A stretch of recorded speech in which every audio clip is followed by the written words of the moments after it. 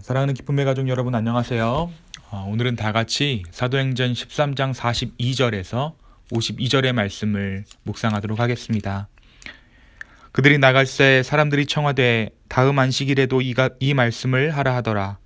회당의 모임이 끝난 후에 유대인과 유대교에 입교한 경건한 사람들이 많이 바울과 바나바를 따르니 두 사도가 더불어 말하고 항상 하나님의 은혜 가운데 있으라 권하니라.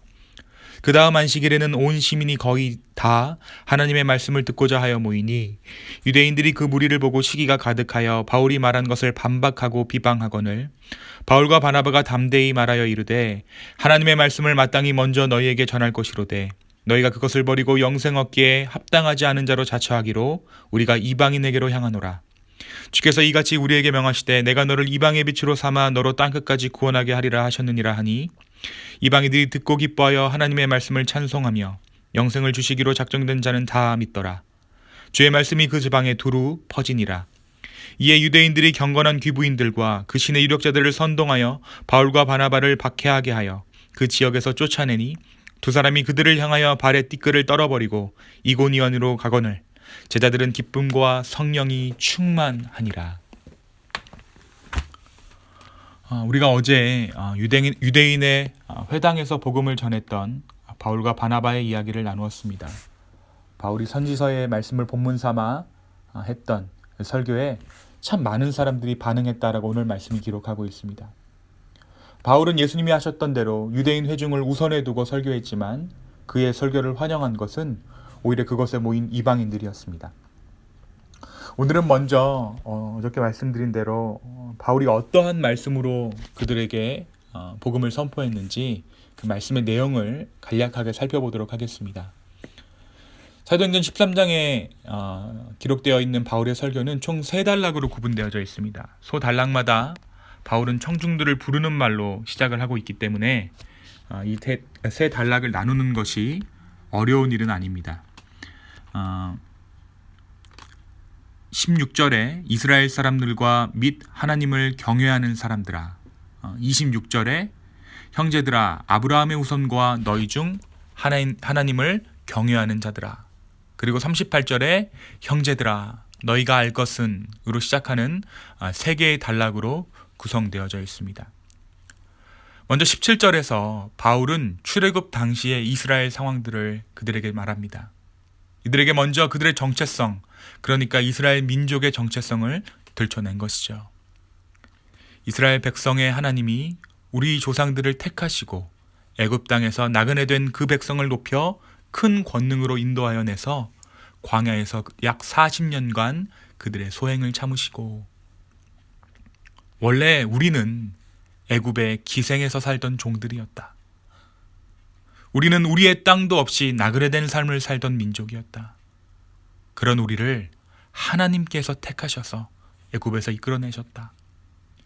40년의 광야 여정 동안에 우리 조상들이 보여준 것은 불순종, 인간의 죄악뿐이었다. 그러나 하나님께서는 그러한 우리의 소행을 끝까지 참으셨고 우리는 구원받았다.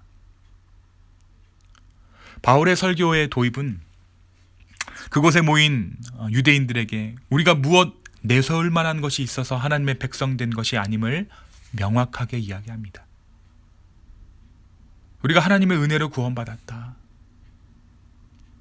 그렇게 하나님의 은혜로 구원받은 우리가 우리를 구원하신 하나님의 성품, 그 은혜가 하나님의 성품인데 그 은혜를 소유하지 못하고 우리 안에는 그 은혜를 갖고 있지 못한 채 혈통적으로 선택받다는 이유로 자아도취에 빠져 다른 모든 것들을 배척했다. 심지어 예수 그리스도의 복음까지 우리는 거부했다. 그 자아도취에 빠진 나머지 예수 그리스도와 안식일 때마다 읽은 선지자의 말을 올바로 깨닫지 못하고 구세주이신 예수 그리스도를 잡아 죽였다. 그러나 하나님께서는 다시 한번 사랑을 보이셔서 예수 그리스도를 부활시키셨고, 유대인 역시, 너희 역시, 우리 역시 부활하신 예수 그리스도를 구세주로 믿으면 구원의 선물이 임할 것이다.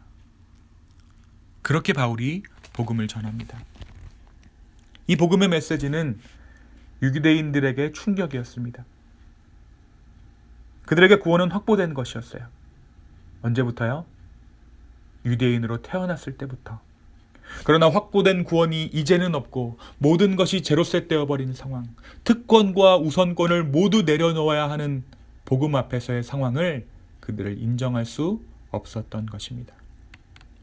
그러나 그곳에 모인 이방인들에게 있어 바울이 말한 이 복음은 말 그대로 복음이 되었습니다. 바울이 이 설교를 회당에서 마치자 다음 안식일에도 똑같은 설교를 해달라고 청합니다. 그리고 어떠한 일이 일어납니까? 오늘 우리가 읽은 44절에 보니까 비시디아 안디옥 온 시민이 나와서 바울의 설교를 듣습니다.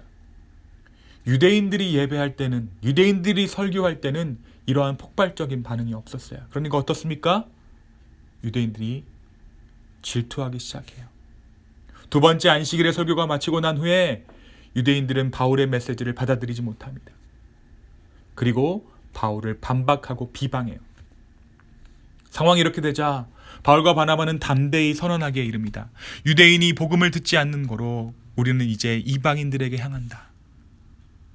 하나님께서 너희에게 먼저, 유대인에게 먼저 복음의 선물을 허락하셨는데 너희가 거부함으로 이제는 우리가 이방인을 향한다. 그 길로 바울은 이방인의 선교를 위해 떠납니다. 51절에 그들을 향하여 티끌을 떨어버렸다라는 표현은 미련을 버렸다라는 것을 의미해요. 사랑하는 기쁨의 가족 여러분, 오늘 말씀은 우리에게 무엇을 말해줍니까? 이스라엘 민족이 출애굽 당시에 자신의 형편과 상황을 기억했더라면 그들이 이토록 복음 앞에 모든 것을 내려놓아야 한다는 말에 불편해하지는 않았을 것입니다. 원래 어땠는가? 그들은 그것을 망각한 것이에요. 속된 말로 원래 어땠는지를 들춰내자 열등감이 폭발해버린 것입니다. 원래 어땠는가? 본래 인간은 무엇인가? 하나님 없는 삶이 어떠한 삶이었는가? 기억하는 것이 은혜입니다. 사람은 본래 흙입니다. 하나님 없는 인생은 본래 이스라엘 백성이 그랬듯 노예입니다. 그들은 애굽의 노예였듯이 우리는 죄의 노예였습니다. 정처 없이 유랑하는 나그네입니다. 우리가 이와 같은 사실을 끝까지 기억하는 것이 은혜라는 거예요. 그것을 잃어버리면 하나님이란 말은 입에 가장 많이 담으면서 하나님처럼 자기가 보일 것을 원할지는 모르나 정작 하나님의 손길에서는 멀어져 버리는 흙, 노예, 나그네가 되어버립니다. 사람들이 모든 것을 다 기억한다고 착각하지만 사람들에게는 지나간 것들을 미화시키는 버릇이 있습니다. 또 내가 기억하기 좋은 것만 선별적으로 기억하는 것이 바로 우리입니다. 그래서 어린 시절이 행복했던 사람일수록 어렸을 때 기억이 뚜렷하게 남는다고 해요. 우리는 우리가 죄인이었던 것을 잊어버립니다. 주 안에서 새롭게 된다는 것은 기억을 상실한 기억상실자가 되는 것을 말하는 것이 아닙니다. 오히려 주 안에서 새롭게 된다, 새로운 출발을 한다는 것은 내가 죄인이었다는 것을 기억함으로 시작됩니다. 망각은 저주입니다. 다 잊어 새롭게 출발해. 그것은 사단이 주는 속임수입니다. 기억하는 것이 은혜입니다. 오늘 하루의 삶 가운데 나는 누구인가? 하나님 없는 나는 어땠는가? 기억할 수 있는 저와 여러분 되었으면 좋겠습니다. 유대인 중에 유대인이었던 바울은 자신에게 있던 그 유대인의 표를 지우고 스스로 이방인 되었습니다. 그리고 나서 이방으로 향해요. 유대인 되었던 것 다 버리고 유대인 회중들을 떠나서 스스로 이방인임을 자처하게 된 것입니다. 그런데 그들에게 무엇이 있습니까?